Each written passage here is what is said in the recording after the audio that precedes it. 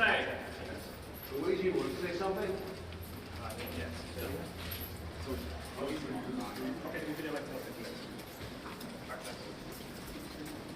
Stay inside the press box.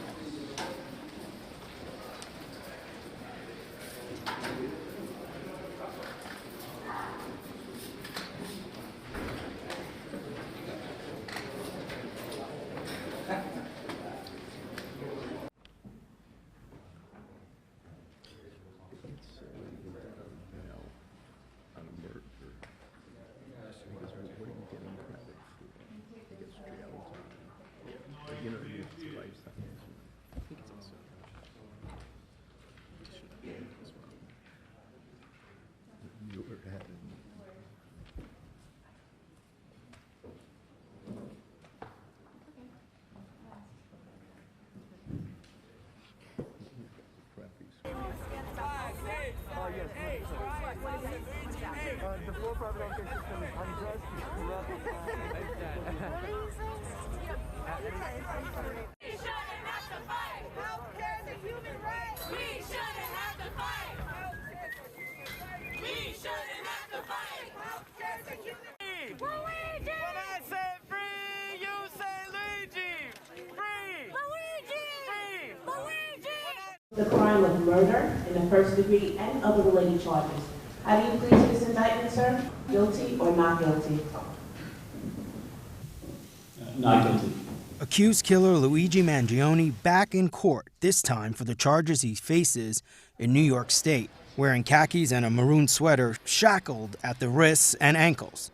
The camera in court capturing the 26-year-old as he faces 11 state charges that include murder in the first degree and murder in the second degree as a crime of terrorism for the alleged killing of UnitedHealthcare CEO Brian Thompson. He's a young man, and he is being treated like a human ping pong ball. His attorney slamming the way Mangione was paraded before cameras when being brought back to New York City from Pennsylvania. They are literally treating him like he is like some sort of political fodder, like some sort of spectacle. During the arraignment, with rare camera access being allowed to record the proceedings, prosecutors disclosing just how much evidence they have. I have never seen a case with such volume of evidence, aside from the issue of the quality of the evidence. This is not a usual case in terms of the thousands of hours of video tracking and the like. Mangione seen smiling at times while talking with his legal team. Outside court, a small group of protesters gathered to voice their support for Mangione. Healthcare is a human right. We shouldn't have to fight. The hearing ended with Mangione casually folding some papers before police escorted him away. Luigi, do you have anything to say? Mangione also faces federal charges that include murder through the use of a firearm. The state trial is expected to come first. Mangione faces a maximum sentence of life in prison for the state charges, and prosecutors could decide to seek a death penalty in the federal case. And CNN's Kara Scannell was also inside that courtroom and joins us now. So, Kara, bring us up to speed in terms of how it all went down and what happened. Yeah, the whole arraignment took just about 20 minutes. Mangione was led into the courtroom, as you could see. They're in plain clothes with his ankles and his wrists shackled. There was the shackling around his waist as well. He was surrounded during the entire hearing by a wall of by a wall of court officers. And during the hearing, Mangione spoke just once when he entered his plea of not guilty, but his lawyer did use the moment as an opportunity to raise some of these concerns that she has about there being federal charges, which he was indicted, or he was charged with last week, and he had his first court appearance in that case on Thursday, and then these state charges where he was indicted on 11 felony counts. And today was his arraignment on those counts. So she had raised questions about the politicalization of this as well, pointing to the perp walk where Mangione got off that helicopter, walked down the long pier in New York City before he came to federal court on Thursday. She raised the the issue that New York City's Mayor Eric Adams was there, saying that he was politicizing this, even quoting from some of him, while also saying that Adams himself should know something about the presumption of innocence because he is facing federal bribery charges. Adams has pleaded not guilty to those charges. So this was the first, appearance that Mangione's had in state court. They scheduled another appearance for February, but there was an issue here too about where he will be in custody, whether he will stay in federal custody or if he will be in state custody. The judge asking the prosecutor, who's a 30-year veteran of the office, who has primary custody of this defendant, and he said he believed the state does, but he said it was something that they had just gotten permission to take him out of federal custody for this hearing, so the judge telling him they need to figure out where Mangione is going to be housed as this case moves forward, both on a state track and on the federal track. Mangione is expected to be back in federal court in January for his arraignment on those charges. Rahel? Let's get right out to Lisa Rosner. She's live outside the courthouse in Lower Manhattan. Lisa, what's going on there? Well, Alice, as you mentioned, Mangione just pleaded not guilty, but outside the courthouse, behind all the media where I'm standing, there's about 24 people here standing in support of Mangione, chanting that there should be justice for Luigi.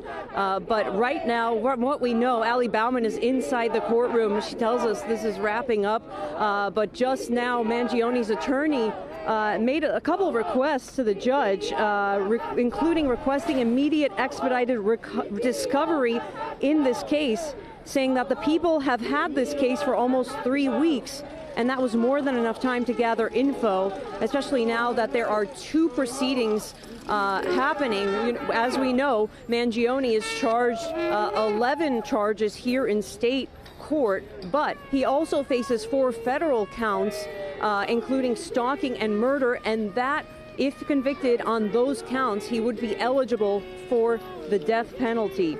Now, we know also from here inside state court, and just looking through Allie's very detailed notes, as I said, she is in court, we do know that Mangione, she said, it was cooperative, and she made an issue about what we saw last week when Mangione was extradited from Pennsylvania to here in New York. You may remember he was taken here by helicopter, flanked by heavily armed guards. Mangione's attorney telling the judge that he was cooperative. There was no reason for the NYPD to have big assault rifles.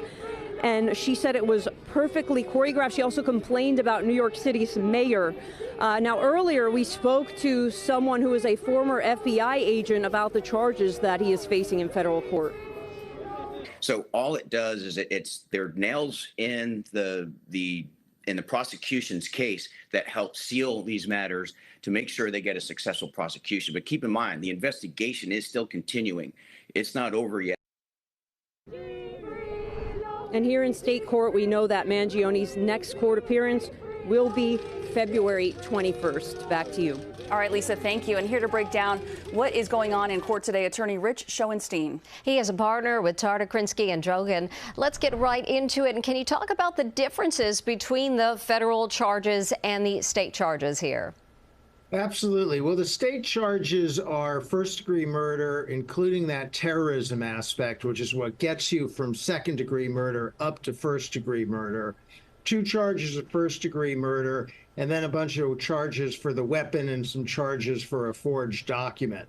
The federal charges have to do with federal activity, which is basically crossing state lines. So there's 2 charges of stalking, using interstate commerce or going across state lines.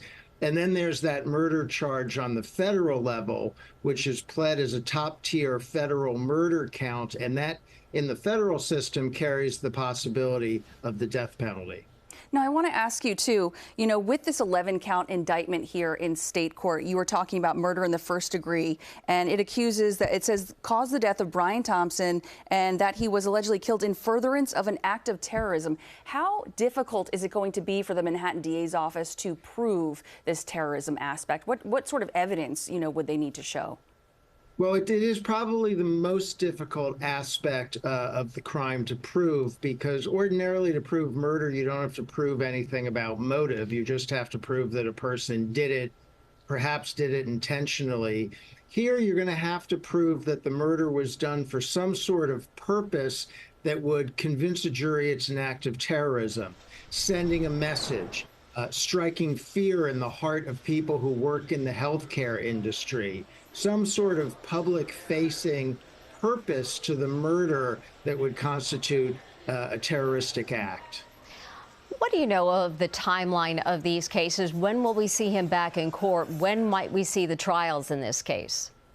So it's a good question. I mean, the first question is what's going to proceed first, the federal or the state charges? Now, typically, I expect the federal charges to move quicker. I expect a federal prosecution to move quicker, although the state case is a little more straightforward. And that's a matter that will be coordinated and maybe even negotiated by the prosecutors involved. The attorney, as you said during your report, is already pushing for discovery. His lawyers want the evidence right away. They want whatever's been gathered so they can start poking at it, so they can do their own investigation, so they can see how good the case is. I would expect him to be on trial perhaps in the second half of next year. Could take a little bit longer, but I expect this case will move pretty briskly.